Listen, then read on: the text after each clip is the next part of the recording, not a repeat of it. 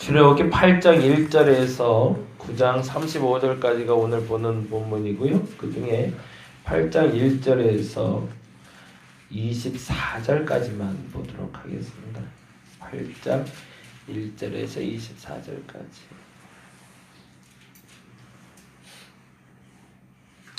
자, 같이 우리 한 목소리로 읽도록 하겠습니다. 여호와께서 모세에게 이르시되 너는 바로에게 가서 그에게 이르기를 하나님의 영씀에 내 백성을 보내라. 그들이 나를 섬길 것이니라. 내가 만일 보내기를 거절하면 내가 개구리로 너의 온 땅을 치리라. 개구리가 나일강에서 무수히 생기고 올라와서 내 궁과 내 침실과 내 침상 위와 내 신하의 집과 내 백성과 내 화덕과 내 떡반죽의 그릇에 들어갈 것이며 개구리가 너와 내 백성과 내 모든 신하에게 기어 오르리라 하셨다 하라. 여호와께서 모세에게 이르시되 아론에게 명령하기를 내 지팡이를 잡고 내 팔을 강들과 운하들과 못 위에 펴서 개구리들이 애굽 땅에서 올라오게 하라 할지니라. 아론이 애굽 물들 위에 그의 손을 내밀매 개구리가 올라와서 애굽 땅에 덮이니 요술사들도 자기 요술대로 그와 같이 행하여 개구리가 애굽 땅에 올라오게 하였더라. 바로가 모세와 아론을 불러 이르되 여호와께 구하여 나와 내 백성에게 개구리를 떠나게 하라. 내가 이 백성을 보내리니 그들이 여호와께 제사를 드릴 것이니라.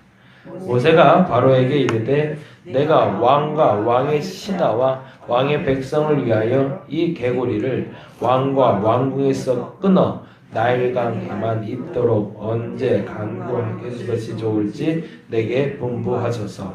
그가 이르되 내일이니라.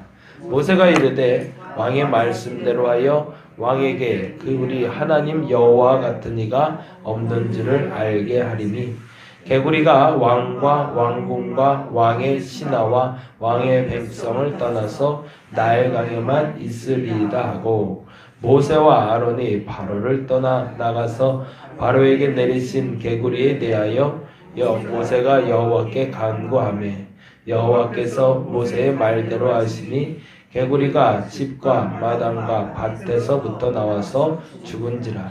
사람들이 모아 무더기로 쌓으니 땅에서 악취가 나더라. 그러나 바로가 숨 쉴 수 있게 됨을 보았을 때에 그의 마음을 완강하게 하여 그들의 말을 듣지 아니하였으니 여호와께서 말씀하신 것과 같더라. 여호와께서 모세에게 이르시되 아론에게 명령하기를 내 지팡이를 들어 땅에 티끌을 치라 하라. 그것이 애굽 온 땅에서 이가 되리라. 그들이 그대로 행할세 아론이 지팡이를 잡고 손을 들어 땅에 티끌을 치매 애굽 온 땅의 티끌이 다 이가 되어 사람과 가축에게 오르니 요술사들도 자기 요술로 그와 같이 행하여 이를 생기게 하려 하였으나 못하였고 이가 사람과 가축에게 생긴지라. 요술사가 바로에게 말하되 이는 하나님의 권능이니이다 하였으나 바로의 마음이 완악하게 되어 그들의 말을 듣지 아니하였으니 여호와의 말씀과 같더라. 여호와께서 모세에게 이르시되 아침에 일찍 일어나 바로 앞에 서라. 그가 물 있는 곳으로 나오리니 그에게 이르기를 여호와께서 이와 같이 말씀하시기를 내 백성을 보내라. 그러면 그들이 나를 섬길 것이니라. 내가 만일 내 백성을 보내지 아니하면 내가 너와 내 신하와 내 백성과 내 집집에 파리떼를 보내리니 애굽 사람의 집집에 파리떼가 가득할 것이며 그들이 사는 땅에도 그러하리라. 그날에 나는 내 백성이 거주하는 고센 땅을 구별하여 그곳에는 파리가 없게 하리니 이로 말미암아 이 땅에서 내가 여호와인 줄 내가 알게 될 것이라. 내가 내 백성과 내 백성 사이를 구별하리니 내일 이 표징이 있으리라 하셨다라 하시고 여호와께서 그와 같이 하시니 무수한 파리가 바로의 궁과 그의 신하의 집과 애굽 온 땅에 이르니 파리로 말미암아 그 땅이 황폐하였더라. 아멘. 자, 10가지 재앙에 대한 이야기가 진행되고 있어요. 모세와 아론이 하나님의 부름을 받고 하나님의 부름에 따라서 가나안 땅으로 가기 위한 준비를 하는 과정인데요. 어저께도 그 말씀 드렸는데, 그리고 금요일 날도 제가 그 말씀 드렸는데 기억나시겠죠? 그 하나님이 준비하셨다라는 단어에 대해서 한번 좀 정리하고 갔으면 좋겠어요. 이렇게 정리하는 게 나을 것 같은데, 하나님이 준비해 놓으신 것에 숟가락 하나 올리는 게 사실은 구원의 시작이잖아요. 내가 무엇을 많이 준비해 놓고 하나님의 그 영향력을 나타내는 것이 아니라, 하나님이 완벽하게 준비해 놓고 너는 가라 라고 말하는 게 사실은 하나님의 준비가 끝난 겁니다. 근데 이제 중요한 것은 우리가 하나님이 준비된 것이 뭔지를 잘 모르니까, 그래서 자꾸 이제 좌충우돌을 하게 되는 건데, 그래서 저는 그 표현을 이렇게 했으면 좋겠다고 생각하는데, 하나님의 질서를 발견하는 것, 그것이 순종이다. 이렇게 한번 정리해 놓으시면 조금 더 좀 쉬워질 것 같아요. 우리가 순종이라 말할 때, 순종은 내가 이해가 되지도 않고 말도 안 되는 것 같아도 해야 되는 가장 큰 이유는 이미 하나님의 질서가 만들어져 있기 때문에 그렇습니다. 그러니까 길도 만들어 놓고 방법도 만들어 놓고 대안도 제시해 놓고, 그 후에 비록 나는 알지 못하지만 하나님의 그 길을 가게 하는 것, 그것이 바로 순종인 거죠. 그러니까 그거를 다른 말로 하면 하나님의 질서를 발견해 가는 것. 내가 생각하는 질서가 아니라 하나님이 만들어 놓은 질서를 발견해 가는 것. 아담과 하와는 에덴 동산에 질서가 있는 걸 몰랐던 거죠. 그 질서를 무질서하게 만들었는데, 그 결정적인 요인은 선악과를 따먹는 거였잖아요. 그 무슨 말이냐면, 하나님이 만들어 놓은 질서를 발견하지 못하고 내가 원하는 질서대로 살아갔다는 거죠. 가인과 아벨도 마찬가지. 그래서 창세기 이야기하면서 창조와 질서 얘기를 했던 것처럼, 하나님이 창조를 먼저 끝내시고 인간을 만드셨지, 인간을 만든 다음에 같이 창조해 가지를 않으시거든요. 이 부분에 대해서 저와 여러분이 명확해지면 그때부터 신앙생활이 아마 될 겁니다. 왜냐하면 우리는 내가 하나님을 만난 다음부터 새로운 길이 개척되리라는 착각을 하는데, 그래서 새로운 피조물이 됐다고 얘기하는데, 아니요. 어제 그 송기철 목사님의 좋은 하루인가 요새 뭐 책 하나가 나와서 잠깐 이렇게 봤는데 아주 재미난 얘기가 나오더라고요.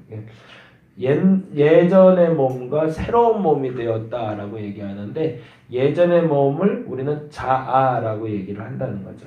근데 그 자아는 매우 유한한, 내가 깨닫고 남들이 말하는 나를 자아라고 말한다는 거예요. 그리고 새로운 피조물이 됐다라고 말할 때, 그 새로운 피조물은 본래적으로 하나님이 만들었던 나. 보다 정확히 말하면 새로운 피조물이 됐다는 건 하나님이 창조했던 본연의 나의 모습을 발견하는 거죠.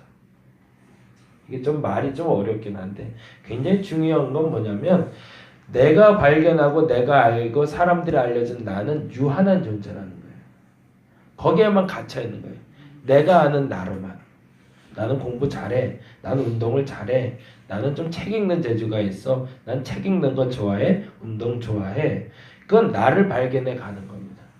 근데 그거 말고, 나를 알아가는 거 말고 그 다음 하나님이 만들어주신 나, 그걸 알아가는 사람들이 있다는 거죠. 그게 새로운 피조물이 되는 거고, 무너졌던 내 자신, 무한한 나, 영생을 얻을 수 있는 나를 발견할 수 있는 것이라는 거죠. 그거에 대해서 구별해 놓은 게 아까 말한 대로 하나님의 질서를 발견해 가는 거예요. 신앙생활이라는 것이, 그래서 기도해야 되는 이유는 기도를 통해서 하나님이 주시는 그 길을 발견해 가는 거예요. 새로운 길에 대해서 내가 시작하는 것이 아니라 하나님이 만들어 놓은 길로 가는 연습을 하는 거라는 거죠. 이게 8장에서 말하는 게 사실은 이제 그 얘기를 하고 있는 건데요. 보시면 8장에 보면 아주 재미난 표현이 나와요. 8장 2절 3절 한번 볼까요? 8장 2절 3절.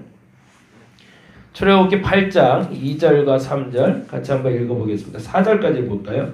내가 만일 보내기를 거절하면 내가 개고리로, 그러니까 같이 읽을게요. 내가 만일 보내기를 거절하면 내가 개구리로 너의 온 땅을 치리라. 개구리가 나일강에서 무수히 생기고 올라와서 내 군과 내 침실과 내 침상 위와 내 신하의 집과 내 백성과 내 와덕과 내 떡반죽 그릇에 들어갈 것이며 개구리와 너와 내 백성과 내 신하에게 기어오리라 하셨다 하라. 이 말에 대해서 깊이 묵상해 본 적 있으신가요? 이게 굉장히 재밌는 거예요. 이미 하나님은 개구리와 타협이 끝나신 거죠. 예, 합의가 끝난 상태예요. 어떻게 하기로요? 얘네들이 거절하면 어떻게 하라고요? 예, 개구리는 단순한 동물이거든요. 인간 같은 동물들이 아니거든요. 네 맘대로 올라가라 이게 아니에요. 규정을 해놓으셨어요. 어디까지 가라고. 그 규정이 어떻게 되어 있는 거죠? 나일강에서 일단 무수히 집합하고요. 내가 명령하면 개구리들이 집합해야 돼요. 뭐요? 그러면 집합해서 어떻게 하래요? 바로의 궁과 바로의 침실과 바로의 침상 위와 바로의 신하의 집과 바로의 백성들과 바로의 화덕과 떡 반죽까지 올라가라는 거예요. 이렇게 상세하게 하나님 준비해놓고 준비하셨다는 거죠. 재앙을 준비할 때도 얼마나 세밀하신 분인지 몰라요. 재앙까지도 이렇게 완벽하게 준비해놓고 대기하고 계셨다는 거예요. 근데 이제 전제가 되는 건 만일 거절하면. 근데 거절하지 않으면 안 하겠다는 얘기죠. 그리고 나서 다음과 같은 이야기를 하십니다. 이게 10절 말씀 보면 재밌는데요. 10절 말씀 같이 한번 읽어보겠습니다. 그가 이르되 내일이니라. 모세가 이르되 왕의 말씀대로하여 왕에게 우리 하나님 여호와 같은 이가 없는 줄을 알게 하리니 라고 이야기하면서 모세와 바로가 타협하는 것처럼 보여도 이미 하나님과 그 시간은 결정되어 있는 상태였고, 그 다음에 14절에 아주 중요한 단어가 나와요. 14절 같이 한번 읽어보겠습니다. 같이 읽겠습니다. 시작. 사람들이 모아 무더기로 쌓으니 땅에서 악취가 나더라. 이 단어는 이스라엘 백성들은 잘 이해를 못하지만 애굽 백성들에게는 매우 중요한 충격적인 사건입니다. 왜냐하면 그때 당시에 애굽 사람들은 개구리가 무수히 많이 올라오기 시작하면 그 해는 풍요롭다고 생각하는 다산의 상징이었고 풍요의 상징이었거든요. 근데 그들이 믿는 신이 가득 차게 되었을 때 그게 재앙이 되더라는 거예요. 내가 갖고 싶었던 것이 어찌 보면 우상일 수도 있고 내 소망일 수도 있어요. 내가 하나님께 구해요. 하나님 돈 좀 많이 줬으면 좋겠어요. 아이들이 많아졌으면 좋겠어요. 내가 이게 채워졌으면 좋겠어요. 라고 내가 구한단 말이에요. 그래서 그게 넉넉해지고 그게 가득 차면 축복이라고 착각을 하는데 죄송하지만 그건 악취가 나더라는 거예요. 누구에게 알게 하시는 거죠? 애굽 사람들에게 너희가 믿는 신이 가득 차게 되었을 때 너희에게 풍요와 다산을 가져오는 게 아니라 악취가 날 거라는 걸 알려주시는 겁니다. 근데 사람들이 착각을 하는 거죠. 내가 지금 소망하는 것, 내가 꿈꾸는 것, 그것이 이루어지면 모든 것이 행복해질 거라고 생각하지만 죄송하지만 그 물질이 가득 차기 시작하면 그 마음에서 썩은 내가 난다는 거예요. 너희들이 원하는 그 소망이 가득 차기 시작할 때 너희들이 행복해질 거라고 착각하지 마라. 악취가 날 것이다. 이 선포가 여기에 있는 거예요. 그리고 나서 또 한 번 이야기하십니다. 파리 때가 나오는데요. 보세요. 파리 때에서 이제 아주 명확하게 구별을 하세요. 20절 말씀 보겠습니다. 8장 20절. 여호와께서 모세에게 이르실 때 아침에 일찍 일어나 바로 앞에 서라. 얼마나 싫었을까요? 아침마다 찾아오니 조금 늦지막히 오면 좋겠는데 뭔가 일과 시작하려고 하면 와서 시작하는 게 모세니, 근데 모세는 뭘 알았던 거죠? 하나님의 질서를 발견한 거죠. 그러면 지금 순종을 해야 되는 건가요? 안 해야 되는 건가요? 순종해야 되죠. 하나님의 음성을 들을 수 있을 때, 그리고 하나님이 하라 하실 때 움직이는 게 정답입니다. 이해되지 않아도. 그 다음에 이렇게 얘기하고 있습니다. 21절 읽어봅니다. 21절 시작. 내가 만일 내 백성을 보내지 아니하면 내가 너와 내 신하와 내 백성과 내 집들의 파리떼를 보내리니 애굽 사람의 집집에 파리떼가 가득할 것이요 그들이 사는 땅에도 그러하리라. 그리고 나서 지금부터 하시는 일은 뭐냐면 요 네 번째 재앙부터 구별하기 시작하죠. 세 번째까지는 전체가 다 임했던 재앙이라면 네 번째부터는요, 하나님이 그 질서가 어떻게 되냐면 애굽의 백성과 나의 백성이라는 표현을 쓰세요. 그러면서 바로에게 속한 백성들이 있고 하나님께 속한 백성이 있다는 것을 명확하게 얘기하십니다. 그러면서 이렇게 규정을 하시는 거죠. 내가 너와 내 신하와 내 백성과 내 집들에게만 파리를 보내겠대요. 이건 불가능한 일이잖아요. 근데 이 또한 하나님 완벽하게 준비해 놓고 대기시키셨다는 겁니다. 그리고 나서 이렇게 아주 정확하게 22절에 이렇게 얘기하세요. 읽어보겠습니다. 그날에 나는 내 백성이 거주하는 고센 땅을 구별하여 그곳에는 뭐한대요? 파리가 없게 하리에. 이로 말미암아 이 땅에서 내가 여호와인 줄 내가 알게 될 것이니라. 23절 내가 내 백성과 내 백성 사이를 구별하리니 내일 이 표징이 있으리라 하셨다. 아멘. 하나님의 역사를 구별하는 가장 큰 기준은 그의 질서를 발견하는 겁니다. 그 발견하는 순간부터 하나님은 인생을 구별하기 시작하십니다. 근데 그 정점에는 내가 무엇을 하길 원하는 것이 아니라 내가 무엇을 하기 원하는 것이 아니라 하나님이 무엇을 하실는지를 발견하는 겁니다. 이 부분만 저와 여러분이 명확해지면 신앙생활이 쉬워집니다. 내가 무엇을 해야 하는지를 발견하는 것이 아니라 하나님이 무엇을 하실는지를 발견하는 것, 그것이 신앙생활의 시작입니다. 오늘 하루 하나님이 여러분을 위해서 어떤 일을 하실지를 기대하시고 기도할 수 있는 한 날이 되시길 바랍니다.